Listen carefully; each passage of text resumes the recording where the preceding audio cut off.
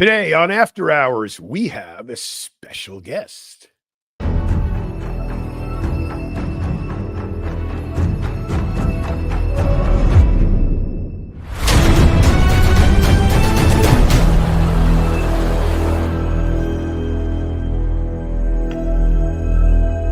I created Species Nutrition with one mission in mind: to provide bodybuilders and serious athletes with no-nonsense supplements that work.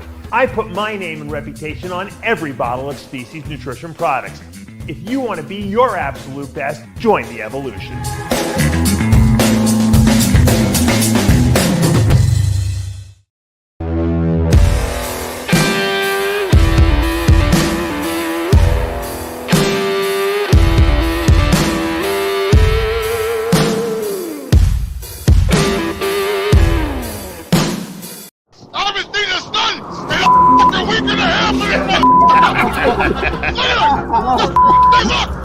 It just came out! Look at that!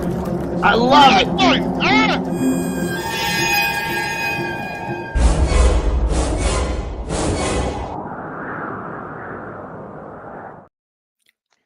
And we're back for another installment of After Hours with the Wack Pack, starting a little bit early just so I can join John Romano alone. We need some alone time before the rest of the crew gets here.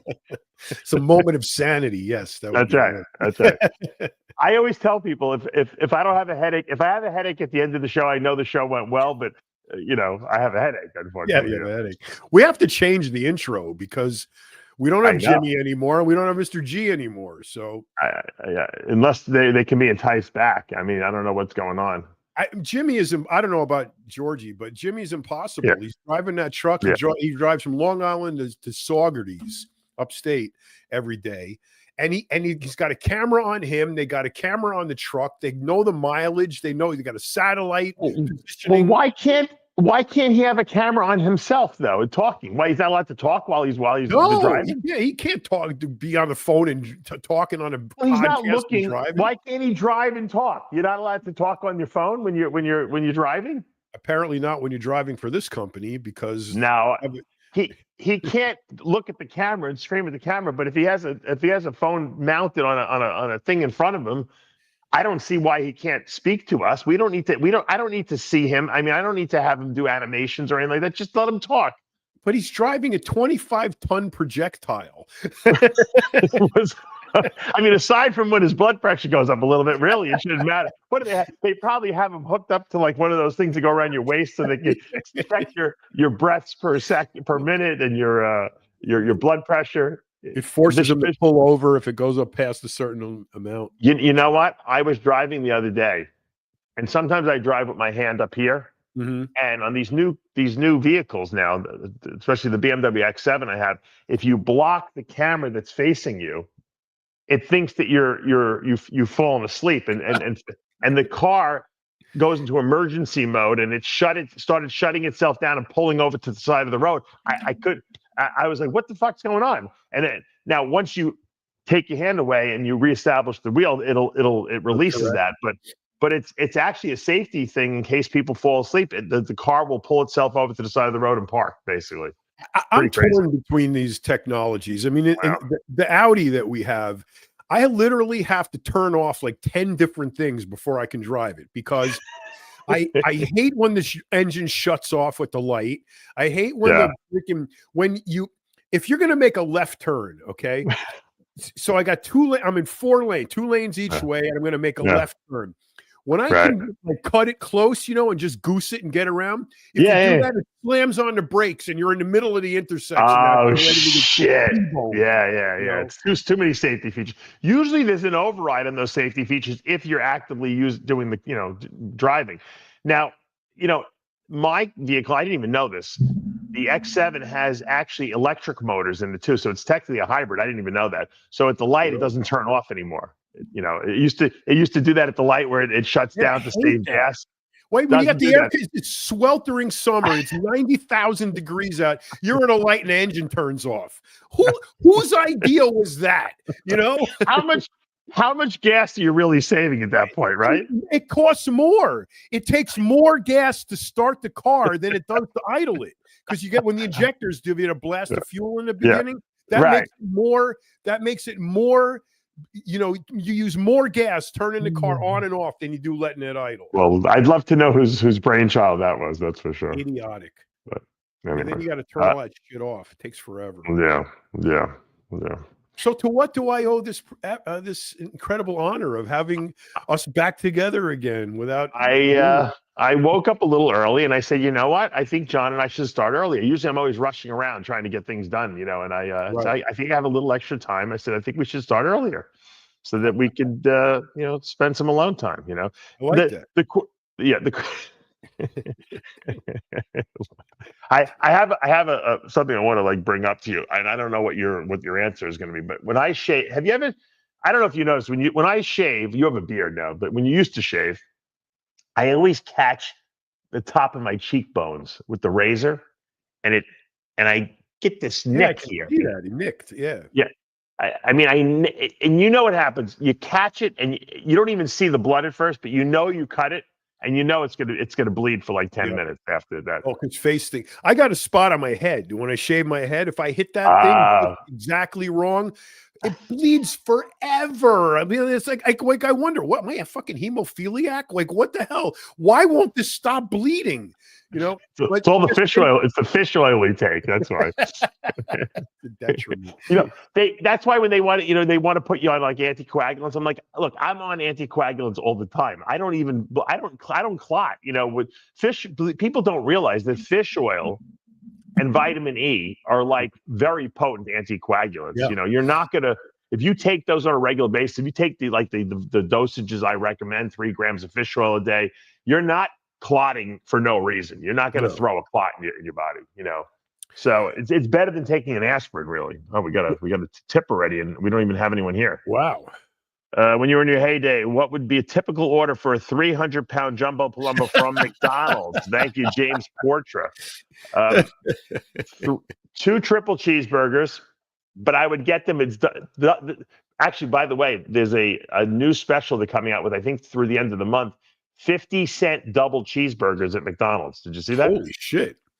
50 cents. That's nuts. I think you can only redeem them on the app and once a week. But they can afford it now because nobody works at McDonald's anymore. It's all machines. It's all automated. I know. All you're automated. Right. I walked in there the other day and I'm like, wow, not the other day, a couple months ago. And I just wanted to get a Coke or, you know, the soda. So I buy this, you know, I put the machine, you know, I buy the cup. And I go over to another machine. There's 4,000. I never knew Coke made lemon, vanilla, ice. Oh, you saw that machine, right? Yeah, it's got like 1,000 flavors.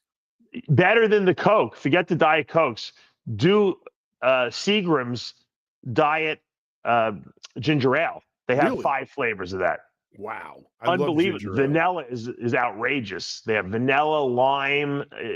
I go to Wendy's because the McDonald's doesn't have them. I don't know. Maybe the McDonald's does have a machine, but I've been going to Wendy's. The Wendy's machine is unbelievable. Yeah, I go there just for the soda.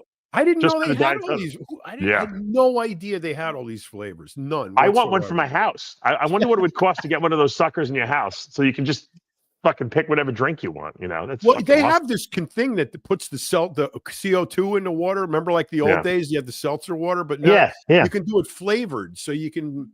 You know, whatever flavor. Yeah, but I want the Seagram's Coke Diet Coke machine. So I don't even want anything else. I just want Diet Coke and I want Diet Seagram's ginger ale, and I want to be able to pick my flavors. I'd pay for the machine. I really would. I don't know what it costs, but it's incredible.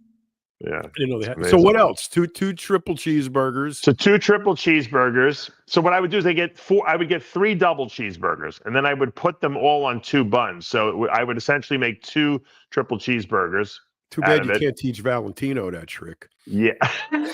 Well, he would have no bread though, John. He would do no bread. And then I would have the super. This is when I was back in the day. They had supersized before that became politically impolite to have. Yeah, I don't know why you can't use the word supersized in a McDonald's. Morgan Spurlock is dead, so I mean there must be something to it.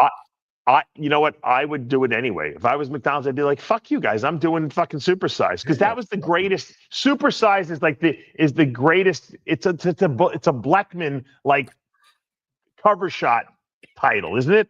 Well, supersized and Ronnie Coleman supersized Dorian Yates. You know, I mean that's like a blessing. Glutes. Yeah, that's like that's a great line. I mean, how do you get rid of supersized? How come he didn't figure that out? I'm surprised at him. I don't know. They got to bring back supersized. But anyway, so I'd have a supersized fry, and then I would get they had 2 baked stackable pies for $1. So the double cheeseburgers were $1, okay, each. So I would get 3 of those. So that's $3. And then I would get the apple pies as another $1 for 2 apple pies. And then the supersized meal, it was like $7 for that whole meal. And I would eat that every single day. And you could ask any promoter anywhere around the country, including Hawaii, what Dave Palumbo wanted when he got off the airplane. I didn't need to go to like Ruth's Chris Steakhouse like some of these guys. I just wanted to take me to McDonald's. That's all I wanted to do. So I'm a cheap date. McDonald's was good, but I always liked the Kentucky chicken strips. Yeah, I don't know if I ever tasted those. I loved them, man. The extra crispy ones, and they came there were like 4 or 6. And it ended up being like the perfect amount, you know, because especially if you weren't eating a lot of carbs. What did Lee get? What does Lee get from Kentucky Fried Chicken?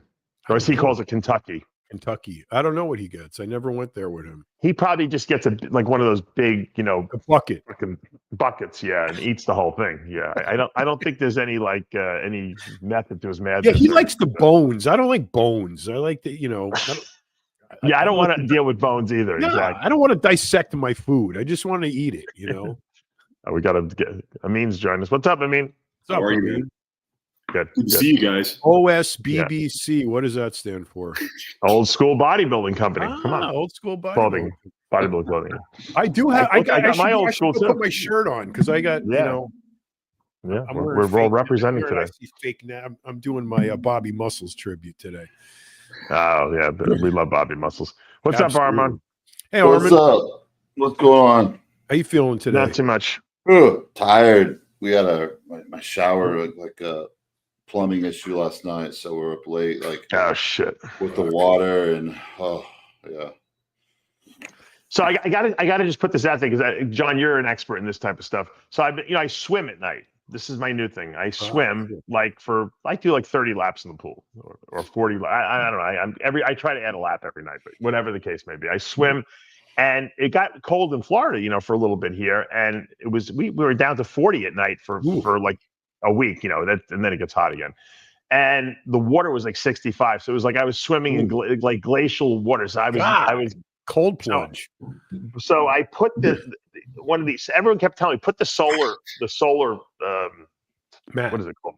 Mat. There's like a top. It's like you roll out this cover. It's like a mat cover. And I said that thing's not going to work. They're like, I'm telling you, put the solar cover on. So I put the solar cover on for 2 days. I got in the water last night. It had to be it was like a bathtub. It was like 90 degrees. Wow. It was almost too warm. It was almost too warm because I bought a wetsuit on Temu. You know that site? I love Temu. I love Temu. That's awesome. $25. It's a $150 wetsuit. Free shipping. Yeah, exactly. So I've been wearing the wetsuit. So I get in the pool with the wetsuit last night, and I'm thinking, you know, it's gonna be freezing. It's like literally a bathtub, and I'm actually sweating inside the wetsuit because it was too hot. Actually, wow. I am so impressed with this solar cover because it looks horrendous. It just looks ridiculous. But and I'm like, there's no way this freaking piece of plastic is gonna heat this pool up. I'm telling you, in 2 days, it went from 65. It's got to be close to 90 degrees. Wow. Well, you know, they have these black balls that float on the top of the water that you throw in. It does the same thing, only you don't have to take the cover off. You can swim. Oh, really? Yeah, you can swim in them. And then it stops water from evaporating too, right? Yeah, it does that too. Yeah, that probably really helps you. The cover, I would imagine. When it doesn't rain for like 2 weeks, I got to put water in the pool. They started that in a dam somewhere in California because of water shortage. There was some high school student came up with this great idea about all these little balls. They work great. I had them in my last pool. But do you really want to swim with all these little balls in the water? Yeah, well, I mean, you take them out in the summertime, but in the winter, if you want to swim, you don't have to heat the pool. You don't have to take the cover on and off. You can just swim right through them. And it's not the best thing, but man, it beats that cover to death. Yeah, you know what? I've seen pools. Have you seen the really expensive pools that actually have the automatic cover that you push I a was going button to and ask it you comes if out? yours were retractable or not. Yep. You have that salt would've been- water in your pool? I have Well, salt. you know, they're really not saltwater pools. What they use is they use salt to produce the chlorine. Right, So right. Sodium chloride. It sounds like it's a saltwater pool, but it's a regular pool. It just doesn't Well, use the water chlorine. tastes salty. My pool tastes salty. Yeah, And you it's got to really put cool. salt, and you got to put salt in the water. You have big bags. We got to put them in the. Right, Maybe but that's the what chlorine, swimming in the it. chlorine is made from the salt reactor. That's what it's made Yeah, from. I got a It's not- salt cell yeah, that makes. yeah. It's sodium chloride. So Right. That's what Yeah. you're getting. Yeah. But I like it better. It's better on the equipment. I like It's better I for like your my skin. pool salted with the tears of liberals. John, Let me if I tell you went something. if I went Swimming swimming pools have gotten so expensive these days. It's like the Yeah. minimum pool now is like $100 grand. 100 That's grand. the Yeah, 100 minimum. grand. Yeah, Yeah. minimum. And I got If you this want, guy especially if you re- want a pool cage. If you want the pool cage, yeah. Oh, the lanai, yeah, that's extra. But I'm redoing my pool again now, and the bids I'm Yeah. getting are like, are you kidding me? This Yeah, is I like, did mine. I did mine 5 years ago, so I don't even. Yeah, it's probably much more expensive now. we did it 5 years ago too. We got to do it again because the first guy fucked it up. So Oh, but man, you that's- try to save a buck, you spend two. It's what happens. Yeah, yeah. I'm surprised you didn't do it yourself, John. You usually I did the you know, tile myself. I sent you the picture of the step I made, No, the mosaic. I'm surprised you didn't dig the pool. You could have got Jimmy the Bull there to dig the Jimmy the Bull. Listen, You got to choose your battles when you Jimmy get the to Bull. this When thing. I used to go visit Jimmy the Bull in the 90s. What we would do is I'd bring him steroids and he'd give me all his metrics stuff because he never used all the shakes. And we would hang out and we would have lunch in his house. And this is when he was living with the ex-wife, you know, before she was the wife. And it was the smallest house you've ever seen. He's like, I'm digging the basement out. I'm like, you're digging the basement? I said, I thought there's no basement here. He's like, I'm making a basement. I'm going to make a whole apartment down there. Wow. So I'm like, I don't believe you. So he takes me down in this little thing. We walk down this like very creepy looking staircase that he had built. And it's like he's digging, like he's in prison, which it was a metaphor for what he was going through. He was in prison. He was digging and having to bring the dirt out of the hole. I'm like, Jimmy, this is going to take you like 10 years. Like this is like Shawshank Redemption, what you're doing here. So he eventually gives up on the whole thing, and he actually hired someone to come here and do it for him. But then he did all the walls, and he framed everything in. And as soon as the house was finished, and I'm telling you, it looked beautiful. He put a central vac air conditioning system in. He got kicked out, but he did a great job. I remember that basement job. Yeah. What's the worst encounter you had, Armon, when working for Angels and Cowboys? This guy's spending all his money with us this morning. Yeah, Awesome. he's doing Thank good. Oh, man, that that was like 10 years ago. People think I still do escorting. So it's like no, he said while you work for them, not now. Yeah. So Cowboys for Angels was this escorting service for women. It sounded too good to be true, but it actually was legit. And they had a show called Gigolos on whatever A&E, whatever, one of those channels. And they asked if I wanted to be on the show. I said, absolutely not. I wanted to be discreet. So basically, this company, they had a whole contract. I'm explaining the company because, it was legit. And I still think they're a company. But they would provide a dating experience for a girl. And I was like, okay, and the prices were, it's like, they had the set prices. They had background checks. They couldn't know your real name. They couldn't ask your phone number. They had this whole contract that the girls had to sign. So when we got it, we took the client or whatever. They couldn't ask for sex or anything like that. So I'm thinking okay, I'm going to show up and they're going to be some dirty, I don't know if that's the site or not. Is that the site? No, that's not it. No. All right. It's Cowboys for the number 4 Oh. Angels. Did you have to be a real cowboy? No, no. I bet none of them were angels. They contact me. They're like, "Hey, we don't have any bodybuilders on here.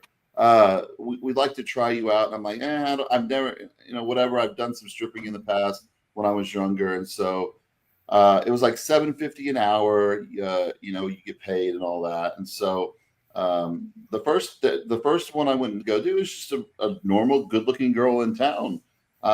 Just a business girl looking to hire someone to drive them around, nice dinners, getting drunk. So they can't ask for sex. So they can't like say, hey, it's supposed to be a dating experience. So I would just prolong it and just go on dates with the girls. And it was dates, and you would get paid, and you were expecting the women to be like gross, and they weren't at all. Really? The weirdest one was I had this couple, and they were from they were actually a bodybuilding couple. It was a male and a female. She was bikini. He was a bodybuilder. They were in town. He wanted to see someone, his wife, whatever. Bang his wife, yeah. Yeah. So we're in the lobby. And I'm nervous. I'm not down for this at all. I'm like, I'm not looking forward to this. And so I'm like, I'm going to dress. So we spent the whole time in the lobby just talking. It was so the 4 hours was up. Okay. And so they're like, hey, would you like to, we like to extend it. And like, oh, wow. Okay. So this is going to be like a $5,000 or $6,000 night. And that's not including the tip. So I'm like, okay. And so, and I'm not proud of any of this stuff. This is in my past, and I've completely changed. This is, whatever. Yeah, it's past. Yeah, we know. Yeah, you don't have to qualify it, bro. It's cool, right? We all have a past. Yeah, dirty past. We all have a past for real. Yeah. And so, you think you can get Gregg a job at this place? He can pick up a few extra bucks. I got a pretty good sized cock too. I've seen they're really weird who they. You just get out of it, Gregg. You don't even have to do anything with these chicks, Yeah, that's true. Yeah. Anyways, I went up, so the guy's like, hey, he sent his girl up or whatever. He's like, and then we hang out there. He's like, go up there, get ready, babe. And he told me, hey, everything's cool with her. It's just like, anal's off limits and all that. I'm like, oh my gosh. And so I got my little bag with me. I have my GHB in there and my Caberject in there because even though I would have left as soon as he said no anal. As soon as he said there's no anal, that's right. You would have been that's a deal breaker. I'm getting the fuck out of here. Deal breaker, yeah. Yeah, Gregg would have to go find someone to have him, I would do have anal. told the guy I'm giving her anal, and then I'm giving you anal. I'll pull a Lee Priest on it. So yeah, I mean, so I was like, okay, but the girl was a pretty girl, bikini girl, and the guys were the master competitor bodybuilder. They're probably like 15 age difference. I was, I think, 29, 30. I think I was 30 years old at this time. So the girl was probably in like 40, pretty girl. So I go up there, all these candles lit all over the hotel, the really nice hotel in Dallas. And so I'm like, this is not something I'm like enjoying. I like this dude just wanted me to watch him, do his wife. I was really nervous. And so I went to the bathroom. I took my G, did my Caberject because let's be real. I'm not going to be able to get an erection for. It's a lot of pressure. It's a lot of performance pressure, John. Right? It's a lot of pressure. A lot of pressure. It's a lot of pressure. It's a lot of pressure. And it's funny because around 30, my hair started thinning around 30, so I was a little insecure. So I used to put that how they make those fibers that you shake on your head or whatever. Yeah. So Couvray, it was called, by the way. How did you come up with that name, Gregg? That's pretty good. Couvray. I remember it was almost like a powder and shit, guys. How did you remember that? I don't know. It just jumped in my head. I don't remember. Did you ever use it? It just jumped in my head. Did you ever use it? Is there a climax to this story? If you get I've been interrupting him, so we're not going to find out. Don't ruin it. He's building it. Yeah. So, we start, we go in there, we start, I start, going at it with the wife or whatever. And the husband eventually comes up and, it's just weird for me, it's just, but that was the most, I'm probably the most uncomfortable, weirdest thing. It wasn't anything crazy. And, he's just in the corner watching me do his wife. And I was on G, so I was, kind of in my own world. Did you finish? No, I couldn't finish, but the cabaret, kept it hard. So, they got their money. They got their money's worth. It was like a 2-hour ordeal. So how much did you make on that? It was like a $6,000-7,000 night. And then that's a lot of money. Holy shit. Everybody was like, wow. Greg thought you were going to say $6. Dude, let me tell you. But I want to know, how long did you have the boner for? Because if you talk to Lee Priest, it's like a 3 or 4 day thing. Well, he overdid it. He overdid the cabbage jack. That's the night I went to the ER for the. Oh shit! Oh, you did. Yeah. They took your $6,000 and $7,000 away. Yeah. You cost them $12,000 at the emergency room. Yeah.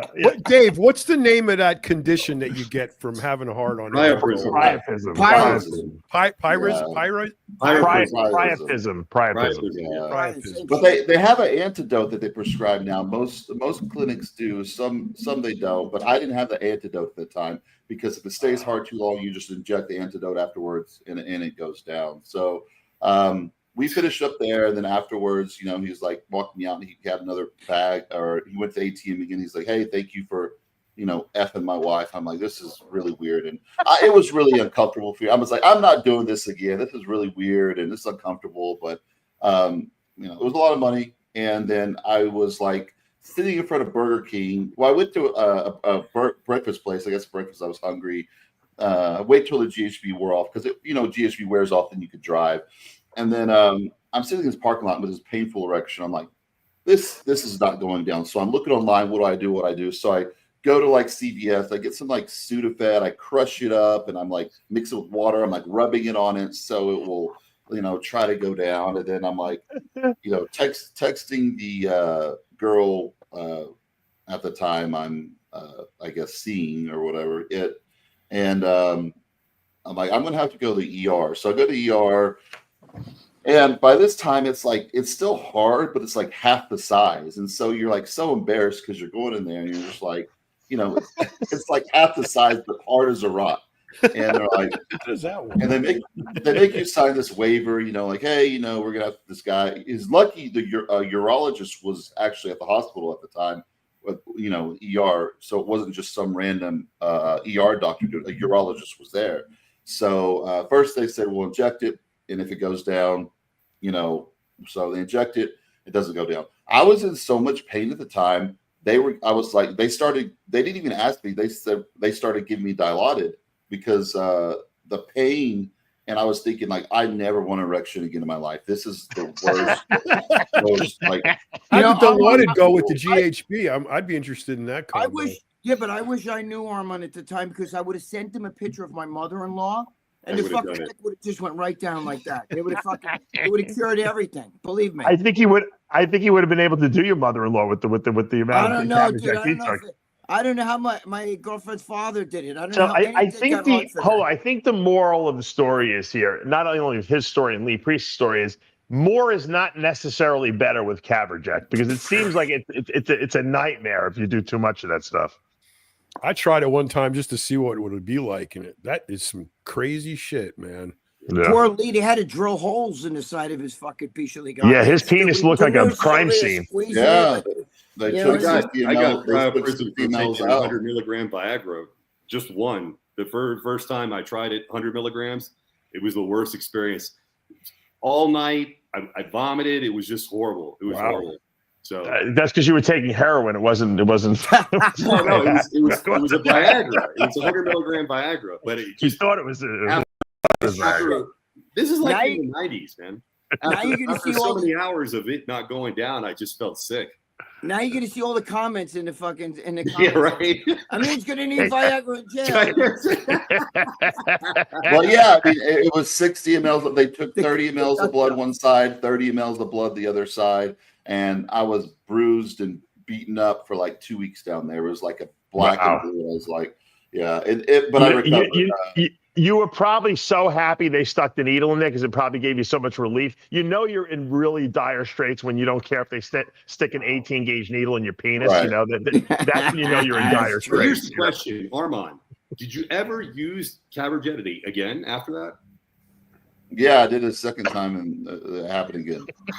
Happened again? Yeah, I mean, I think maybe you should use a little less this time around. I did, but the whole deal was like, I don't need it. I didn't need it, but when you're going to getting paid for a service, even though the girl is good looking, it's still a mental thing. Like you're getting paid as a job. It wasn't enjoyable. Like even though the girl was attractive, it wasn't it wasn't like fun for me. This like I'm getting paid. All I'm thinking about is the money. Okay, I'm getting money, and then whatever. I get to pay these bills. And he doesn't want them to ask for a refund, John. That was the problem. No, the worst part is the $7,000 he made. He had to evaporate over the 2 weeks. He had a commission. Well, that was a learning experience. There was a learning curve. I would have insurance. If she was hot, I would have said to her, make out with me and stick your finger up my ass and I'll fuck the shit right out of you. I'm telling you, you missed your mark. You should go into one of these Cowboys and Angels things because they must need guys that are older too for older women. But Armand, you would make most of the guys like 6 feet tall or 5'10". Oh, I hate older. Yeah, most of the guys are like 5'10". are like 6 foot and above, 6 foot I'm above. Dave, like you would do really well. Normal looking guys, like kind of fit, like athletic. I can't fake it. Greg can fake it fine. Bodybuilder guys, so that's why they reached out to me and they said, "Hey, we want a bodybuilder type. Let's try it out and see how it works." So I did it for 6 months until that's when I was going through my whole custody thing, and then there's this website called The Dirty, and then someone posted all that stuff on the Dirty website, and then everybody in Dallas knew, like, "Oh, Armand's an escort for women," and this and that. I'm like, listen. I'm like, any guys talking shit, any one of y'all would be, or y'all are paying women to have sex. I'm getting paid to go have sex. Right. So like, at least it wasn't gay for pay. Yeah, Greg, John, if Greg did that service, he would be with the girl upstairs, and his girlfriend would be cleaning out the house, like stealing all the shit, like so that they could sell it on eBay after. So Greg he'd make the money from the escort, and then they'd have like $20,000 worth of shit to sell after that. They have to pay. Greg would have to be upstairs getting banged in a can while the girl cleans out the house. Right? Shit, that's whatever works. It worked, dude. But Armand said I'd never be able to work there because he said most of the guys are normal looking. That's true, and the other they're 6 feet tall. So I'm fucked. Maybe I don't believe. I believe that there's a shoulders. No, because you know what, Greg? There are women that want to be with older guys, and for a 60-year-old guy, you're in great shape. I'm sure there would be, and you're 64. A celebrity, so right. The owner, and then you're not allowed there to work there if you have a criminal record or anything like that, like a felon or anything like that. Sorry, Greg. I'm sorry that such a place has morals. You know what I mean? Like, no one on this panel can work there. Yeah. The owner was a top gigolo for years, and then he started this company, and I mean, he was dead serious about this company. I mean, it was doing extremely well. I sent a couple of friends over to get hired, and I thought they would get hired, and one guy was so mad they didn't want him. They're like, "We don't like your look." They're like, "Dave, you know what I'm talking about. That's the whole Rich Piana fiasco guy thing." Oh, that guy. They didn't like him. He's a good-looking guy. No, they didn't want him. They didn't want him. I'm not going to say the name. I don't want to say the name. Yeah, we know. The guy's a good-looking guy. I'm surprised they didn't want him. But they didn't want him, and he was so mad. He's like, "Why would they want me? I'm good-looking at this and this." And here he is. They didn't want him. Ruin your ego. My boy right there. Lee Priest is up. And we're joined by Giovanni DelBiondo, John Effer, who just got his IFBB Pro card. Congratulations. Congrats, man. Thank you very much. Can you hear me? Yeah. We can hear you. We can hear you. Wow. Your arms are looking pretty huge in that side shot we got you on. It's a weird camera angle we got you on here. Oh, you want me to fix it? Well, I mean, I thought maybe you were doing it just because you wanted to show off your arms. Yeah, I mean, you know? it fits it if you want your arm to look smaller. I'm tall, so I look small on camera. But It's all about the angles, right? Isn't that what it's all about? there's no more painless pumps, so I'm like, my arms are extra small. Hey, we got to recreate that product for sure. Armon's got a good product on his site, ArmonDB.com. Yeah. Do you? My friend has a product. We resell it on my site called InstaSize. Yeah, because I've been looking for something to use. There was nothing to use. I gave Dave a code. Yeah. What's the code? Is it RX? RX10. RX10. Go to ArmonDB.com and it's called InstaSize. It's really good. It's pretty good shit. I would try it out. I know. And if you want to go to the direct website is insta-size.com. And you just got so everybody knows, it's not for your penis. No, don't put it in your penis, please. Yeah. Not the. I like it. I like it a lot better than painless pumps. RX10. RX10. Does it have? Pull it up on the InstaSize website. Is there any lidocaine in it or no? No lidocaine. No, there's nothing because you don't want to put anything illegal in there, otherwise you can't sell it. Yeah, lidocaine you can't sell, and then lidocaine can damage the muscle after a long time injecting. Yeah. Didn't painless have it? No, none of those products had it. But I don't paint. What painless pumps was why it didn't hurt was they had electrolytes in there, and so a lot of times when you get pain from site injections, people don't realize this. What's happening is the muscle sees oil in the arm. Okay, in the muscle, and it sends out this lipoprotein lipase enzyme to digest the oil. And when the muscle releases all these enzymes, it pulls fluid out with it, so it dehydrates the muscle. When you dehydrate the muscle rapidly, you get what's called a prostaglandin reaction, and you get pain from the prostaglandins. That's why if you ever take you could take 2 Tylenol after doing a site injection oil, or any kind of site injection, and the pain will go away instantly because it's a prostaglandin reaction. It's not the actual pain from the injection or what you're putting in there. So if you titer it with the correct amount of electrolytes, it balances off that dehydration effect and it rehydrates the muscle. So that's why painless pumps never hurt. But you could just, like I said, 2 Tylenol, and that's not going to inhibit inflammation. It's just going to inhibit the prostaglandin reaction. Yeah, there it is. So RX10 is, I think, the code for. Yeah, there's the regular InstaSize and there's the InstaSize Plus. The InstaSize Plus works better, but it gets a little more sore. But you can go to my site or the actual InstaSize site. Yeah, that's the InstaSize site right there. And I think RX10 works for both of the sites. Yeah. Okay. Cool. The original painless pumps had lidocaine in it. Yeah. No, because I used Steve DeLuca. Yeah, he had bottles of it. He said he switched in his mouth and his mouth went numb. But maybe like the very first bottles that Steve did, but then he took it out. Chris Clark's had lidocaine in it. He said he never had it in there because his hurt all the time. It may be the first bottle. It said it. Yeah, I remember it said it on the first bottles. It would said lidocaine. Maybe the first bottle. Yeah, but you know what the problem is? Like you said, you don't want to put lidocaine in there because then guys do it is they inject it. They go to the gym and you're numb down there and you can actually tear a muscle. So you don't want to do that. Yeah. So, anyway. Yeah. So what, Giovanni? If you want, message me. I could give you if you want to buy a bulk deal, I can probably get you a discount too. So. All right, brother. I will. Tell me what did it for you this year? I mean, you won Teen Nationals back in 2017 when we were working together. You had a couple of years where you were kind of back and forth. You tried to do Classic one year, which was a disaster for you. And then you moved up to New York, started training at Bev's again. And it seemed like everything clicked this past year. Yeah, I mean, 10 months ago, I was really pitiful looking and I just locked in. I've been living alone just with my cat, eating chicken and rice, training at Bev's. And I was like a fat 275 10 months ago. And I was 262 at Nationals. So, wow. I really. You look crazy. I live in Dallas. I didn't go to the show, but do you think you should have beat the first place guy? Of course he does. I mean, hey, you know what? He's a great champion. He's a great champion. Reagan King was really good. He was good. It was a close show. Answer. That's good. It was a close show. Yeah. They actually rejudged the super heavyweight class at night, which they never do. They very rarely do that because that's how close it was. So, and remember, they give 2 pro cards out in the top 2 placings. So the guy who came in third, who Chris Aceto helped, actually was kind of in the top 2, I think, after the prejudging. And so I don't know whose place has changed, but at the end of the day, Reagan won and Giovanni was second.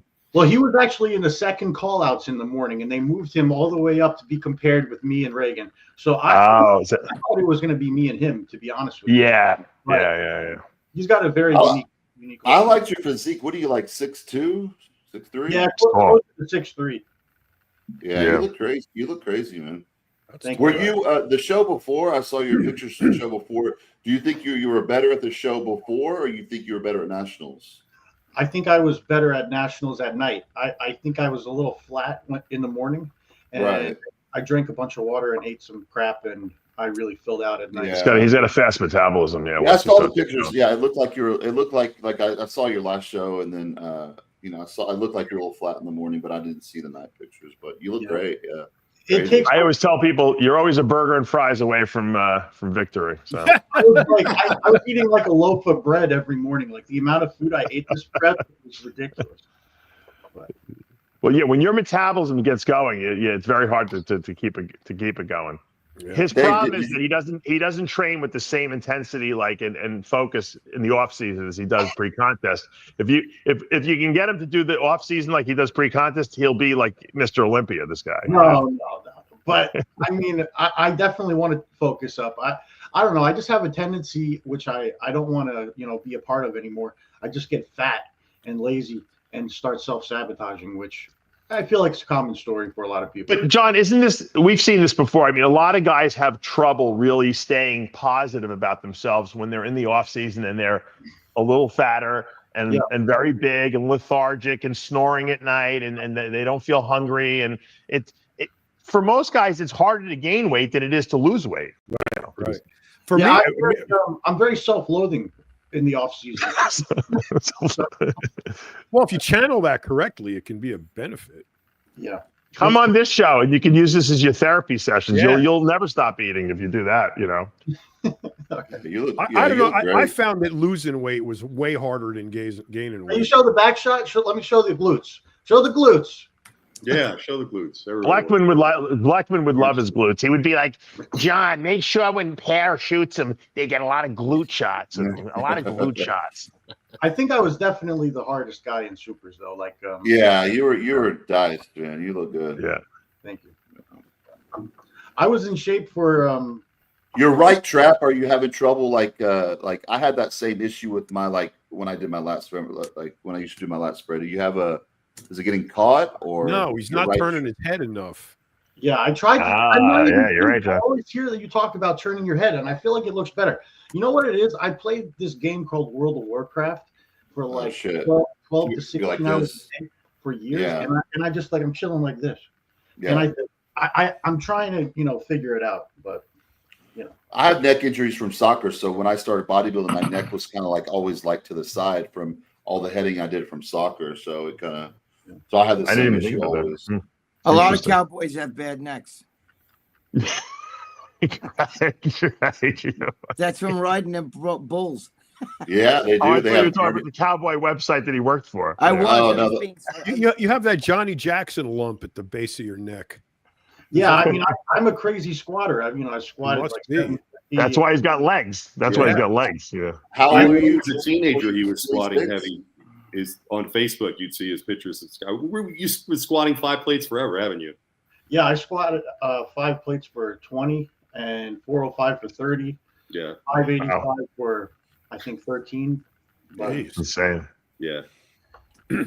How old are you now?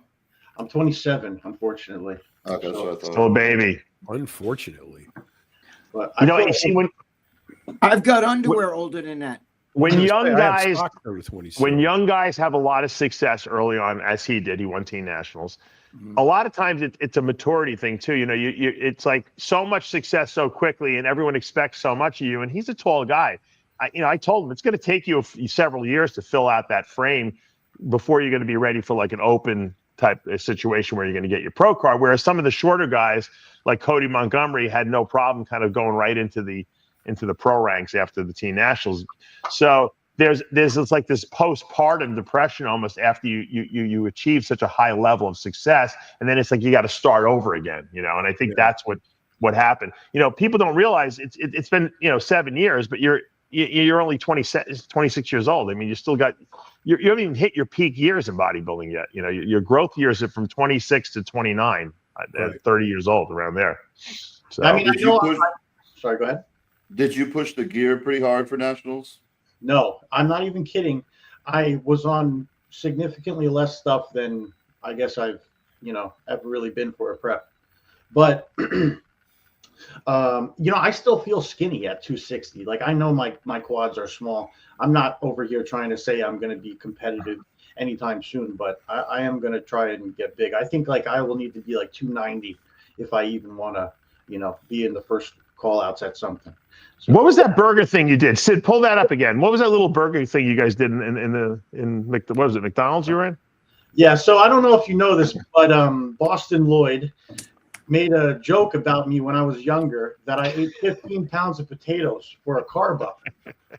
So that was a little homage to Boston Lloyd. I ordered 15 pounds of potatoes. How did Stu get behind the counter there? How did you guys pull that one off? Oh, no, we just, there was like, it's all like computers and shit. And there were just a couple of people back there. We're like, can we make a video real quick? But I just want to say, shocked they let you go back there. They usually never do that shit, I'm very charming in person. Evidently. So who ate all those fries? Did anyone eat them all? Yeah, we had a group of like 20 people with us, and we gave them out. But Gregg, would you eat all those fries with your diabetes? I'd be dead after one. Are you kidding me? That would kill it. My sugar would be like 500. John, what would Gregg's order be at McDonald's when he went there? What would it be, or how long would it take? Well, here we go. What would it be? Wait, I'll tell you though, because I see some comments about the gear stuff. I'm not, not taking anything like low doses. I'm definitely taking some hefty shit. What are you taking? What's your dosage? Just give us. That's some hair, by the way. I just got to say, that's a good. By the end of the week, how many milligrams? If you added everything up at the end of the week, how many milligrams are you doing? He's going to Bollywood after this, yeah. So. Yeah, we're going to Bollywood, baby. I think it's like close to 3. Yeah, that's 2.5, good. 3 grams. That's right. You guys sound like the YouTube fucking fans. How many grams are you taking? Do you believe in mixing like test with Deca, or should I? How many grams did you hold on? How many grams did you take a week? Who? Me? You? Yeah. Of test 6,000. So that's 6 grams. So if you want to speak the lingo, you got to say I took 6 grams a week. But that's just the test. What about all the other shit? I used a lot of Master on. My hair took a hit this prep actually for the first time. Dude, you got some hair. That ain't going nowhere. That hair. Yeah, that hair's not going anywhere. That hair's there. That's gonna. Well, he's 26. He's 27. I never lost the hair until I was 30 either. So he could potentially lose it. So yep.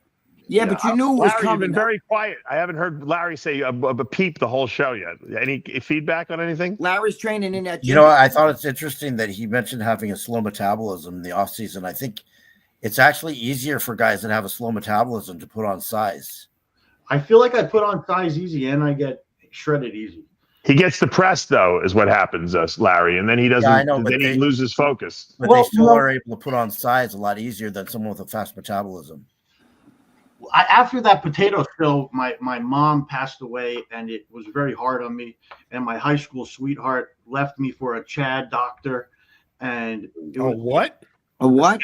A handsome doctor. Oh, and I was like, damn, and it took me like 3 or 4 years to get out of that funk. It's for the best. Trust me, bro. Trust me. You look back. Like for myself, I have to force feed just to gain weight, and then if I diet even a little bit too hard, I'll drop weight too fast. I had a training client that I could put him on straight keto, and he could do 2 hours of cardio and didn't lose any size or strength. And Tony Freeman was right, Dave, when you prepped him. Yeah. So this guy's probably the same. He just holds muscle. The problem is though, he loses his focus. But you know what? That's Can a I show a maturity. picture real quick? You're what? Can I show a picture real quick of what I look Absolutely. like? I don't know if it'll show up on the camera. One sec. Send it. Text it to Dave. That was me 10 months ago. Holy shit! Yeah, big and I mean, full. look at the mustache first of all. Yeah. By the way, I'm so happy you shaved that mustache. I was going to tell you that. I can't stand those mustaches. I can't when people like Chris Bumstead. I think of Borat whenever I see I that think of mustache. 80s. I think of 80s porn stars. Yeah, right. Freddie- The ladies love the mustache. Starsky and Hutch. Yeah. I don't believe that the ladies like the mustache. I really don't believe it. You know, when you blow your nose, you get mucus in there, and you can't really get it out. It just kind of, it's Trust just me, dirty. I know. It looks dirty, you know. Yeah, dirty stash. Dirty Sanchez. I'm glad you shaved it. I think some of these young guys with the mustaches, it's just not doing it. You know, I don't know. Very bad. It just They do it at the doesn't- show. it They looks- don't have a They don't have a mustache, and they go to the show with a stupid looking mustache. I know. I don't. want to be like Look, I Bumstead. think Bumstead's a good-looking guy. I think he looks ridiculous with the mustache. But I it's know. his- He ruins it. All those pictures he looks back It's on a his damn Canadian thing. mustache. He looks okay when he has the beard and the mustache, but not just the mustache alone. I don't like that. Yeah. Yeah, it's Not either, that he gives a shit what I think about him, but I'm just putting it out there. I think with beard. facial hair, it's either everything or nothing. That's right. That's right. Exactly. I wanted to ask you this, Dave. Yeah. About like 3 or 4 years ago, I started to get patches on my face. I had a great beard, and then now I have like these patches over here. But when I was a little kid, I lost my eyebrow during when my parents got divorced. My eyebrow. Stress. Yeah. I thought it was from here, but I guess it's stress related. I don't know. Were you pulling at it? I'm not trying to be funny, but were you pulling your eyebrow? No, I don't think it's funny. No, I wasn't. It just fell out on its own. Because I know there's people that sit there and they they'll be sitting there and they'll be talking and pulling at their eyebrow. And I've seen that. I knew somebody that did that. They pulled out their, for over a divorce, over the same shit. A lot of people's bodies will express stress in a physical manifestation. In other words, they manifest their stress through, physical weirdness that goes on in the body. There's a lot of people with tremendous back pain that really have nothing wrong with their backs, but it's their bodies express it that way. And everyone's different. Like, I think most of my stress is right here in my shoulders. And that's, my surgeon said when he did my shoulder replacement, he's like, I could take away your pain and give you a fake shoulder, but I'm not taking away what caused the pain and the problems. Well, that's from the masturbation. You need to stop the chronic masturbation, Dave. But I think a lot of people lose hair when they have stress related stuff going on, and it's an inflammatory response. And almost everybody gets it to some extent. It just depends on where it it's not only manifests. the head; it's everywhere. The eyebrows, your beard. It can come from everywhere. Yeah. The question is, how do you combat that? And so, is it meditation, therapy? I mean, I think that the problem as men is we don't necessarily express what's going on inside of us, so we internalize it, and then the body goes, "Oh yeah, you're going to hide it down there. We're going to manifest it someplace else on your body." Yeah, so, I did a little studying on this topic, and what happens? What happens is the body perceives stress almost like a toxin, so it has to do something to get rid of it. It's natural. Your natural instinct to survive requires that you lower the stress. And then it expresses, like you said, Dave, in different ways. Pain here, with motions there, whatever. The thing that you have to do to combat it is you have to identify what causes the stress. And that's that is the most difficult part about it, is to get somebody to logically sit down and analyze themselves to determine, why am I stressed? If you can do that, you can cure it. But if you can't, the son of a therapist. If what? Not always, John, because sometimes John, the source of stress, John, but it's not going to go away. John, are you taking the Kratom like all the rest of the young kids now? No, I just smoke weed. Okay. Yeah, good. Hey, I never told my story the other week, but Dave, the people that do my Christmas lights, he was a competitor, but Vince was a competitor. I talked to his wife right before they did our Christmas lights this year for the house, and he has a roofing company. So on the weekends, he was getting 3 shots of Kratom from whatever, gas station, store, or whatever. He was only drinking them on the weekends, 3. Okay. So he got sick one day. He was vomiting, felt really sick. Rushed him to the ER. He was in liver failure. He died 2 days later. What? So everybody thinks it's like Kratom is safe. You don't know where it's coming from, what's mixed in with it. And she has a lawsuit against that Kratom company now. They pulled it from the shelves and everything. Wow. Wow, I didn't know that. Was it directly linked to the Kratom? Yeah, how do you directly link it? They've got the lawsuit, and that's the only thing he was doing. Were there other ingredients in the Kratom drink aside there from was Kratom? there was that the energy. What's it called? Guarana? Cabo? Yeah. Man, what'd you just say? Cabo? Yeah, Cabo it or was Guarana? that. I think kava has been linked to some kind of liver issues, Isn't it? it just caffeine, though? I mean, it's just caffeine. Amazingly enough, though, you could buy it at 7-Elevens now, Cabo. Yeah. The thing with the Kratom is it's very. I don't think it was the Kratom that caused the liver failure, though. It probably was the other one, the kava. I have a lot of friends who are like sober, and they say to stay away from the Kratom shit. Yeah, you could definitely get addicted. Yeah, you could definitely. Unless you're coming off like opiates and stuff, stay away from that shit. Trust me. People are like, oh, it's so great. I take it before I work out. It gets rid of my pain. Yeah, keep doing it, and you don't have it. You're in trouble. Isn't kava just a natural form of caffeine, though? I mean, is that really going to cause liver damage? The problem is, Greg, when they send all the leaves for all the Kratom and stuff, there's a lot you don't know what else is in those leaves when they crush them up and all that when they send it over. What other purities and all that other stuff. So you really don't know what you're getting. But I'm saying, like Dave said, maybe it's the kava or whatever. And I'm like, the kava, that's like I was even sponsored by a company before. They send me shit ton of it. And I would just give it to my friends. What do you feel when you take shit like that? Doesn't it like make you chagad? Like a little like no, it's like if you've never taken pain medicine, it's like taking like a pain pill. It's like taking a low level of Nubane, a very small amount. That's what it's like. From what I'm reading, kava itself has some liver issues linked to it. Yeah. So I mean, some of those shots are stronger than Nubane. Some of those shots are very strong. Yeah, they I don't like anything. It's very strong. I don't like anything. Yeah. But you have to take just a very small amount, and that's all it takes. And if you take too much, it'll make you sick. Right. Yeah, you just throw up if you take too much. It's very normal, I think, for a lot of guys that are bodybuilding who are doing it full time because they're maybe coaching people, they have a good social media, maybe they have a contract, and they don't have to work a job. And then they sit around a lot of the day and they're bored. And so they start saying, maybe I'll try a little of this Kratom, or back in the day we did Nubane, and it kind of passed the time a little bit. It relaxes you. Dan Duchesne said it lowers cortisol. We're going to grow better on this stuff, and you rationalize doing it.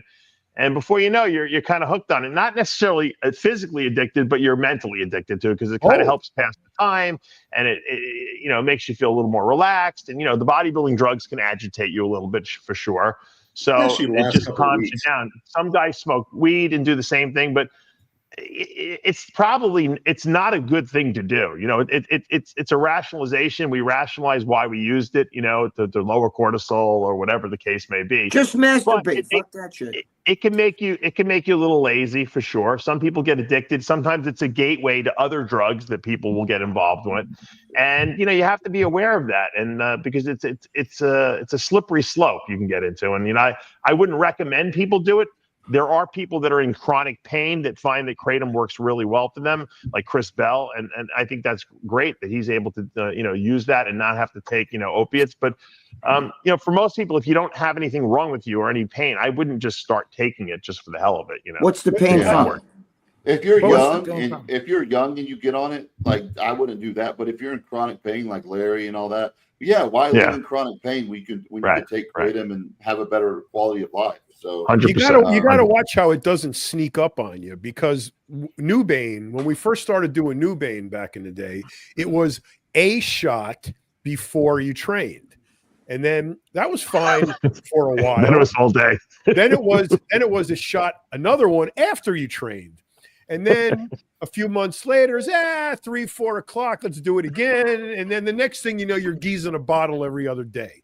So, it sneaks up on you. The problem with any of those Nubane, Stadol, Torbugesic, Buprenex, all of those analgesics, all of them, they level. You can't OD on them. So no, because so all you do is you just keep doing it, and you feel like shit.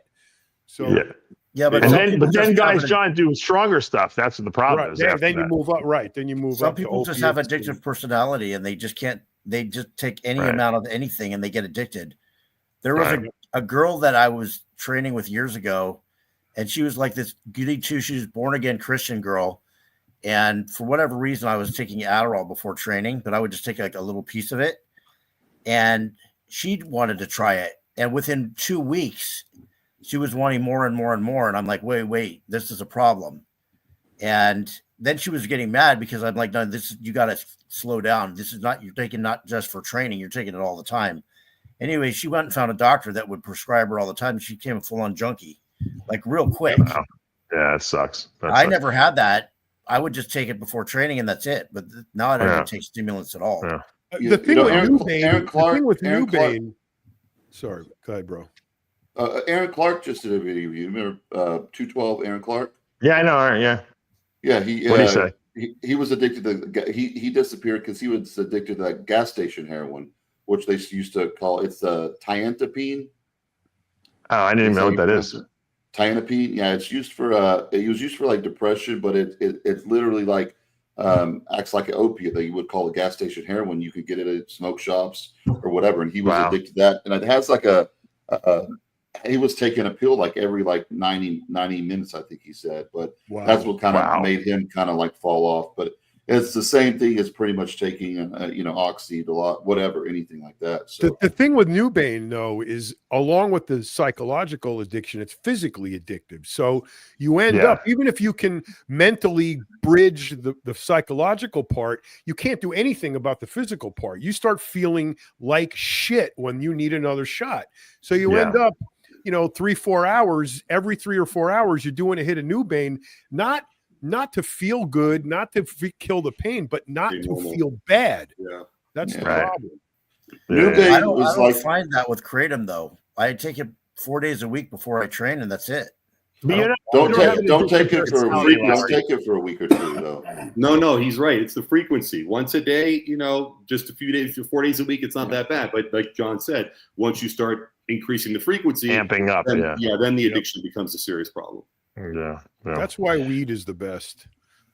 Just smoke weed. Every small body part. John, weed makes you stupid. Let's face it. You get slow and you can't even think right. Depends on how much. I don't like that. I don't like it. It totally depends on how much on the person. I know guys on the person. And that also. I was using it like just on leg day, the oral, like the one you get at the store. It's just edible. Edible one. Oh, that's like Delta 8, Delta 9. That stuff's bad. Anyways, I use it just on leg day, and I take like a half of one. But I noticed that like for 3 days after I take that thing, I'd be like brain fog. Yeah, that's not THC. That's the problem. It was THC. No, you bought it legally at the store. Yeah, Delta 9. I thought it's Delta 8, Delta 9, Delta 10. What does that mean, John? What does Delta 8, Delta 9 mean? That shit's crap. It's really not that potent, that stuff. Like the real edibles is like completely different high than just smoking. Totally. Yeah. But regardless, the half-life of any of these deltas are very high. So what he's talking about is somewhat real. If you take an edible and you've never taken an edible before, you will feel it for a couple days, a little bit of that feeling. For some people, but if you take a hit off a bong and go train and that's it for the whole day, you're not going to. But John, marijuana wouldn't be the thing you would do pre-workout. It would be the thing that you would do. It depends. For me, a small body part like arms, shoulders, I know a lot of guys who smoke weed. Not legs, not back, and not chest. If you do a small body part, being a little bit high, you get more into it. You get for me anyway. I get way more into that workout. Mind to muscle connection, right? Yeah, I could do that before legs or something. That would be crazy. But like, I can't do it before legs. No way. No. You don't think weed makes? Hold on. You don't think weed makes you lazy in the off season?